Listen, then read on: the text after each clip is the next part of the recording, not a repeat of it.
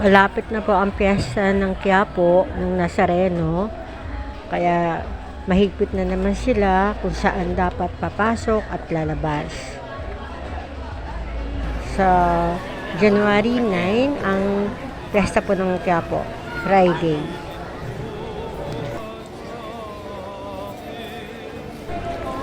Kaya pag pumunta kayo ngayon doon, wag po kayo magulat kasi talaga po sobrang higpit nila. So, iba po yung pasukan. Ayan nga, nakikita nyo yung pila at iba yung labasan. At hindi ka na pwedeng bumalik ulit. Or, kagaya na ginagawa mo, tatambay, pipicture. Bawal po. Maraming pulis, maraming nagbabantay. Ito po nakikita nyo yung pila. Ito po ang pasukan papuntang simbahan. Ang daan nyo po dito sa tapat ng Quinta Market.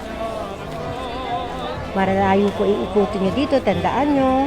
Kaya ingat na lang po. Happy Fiesta!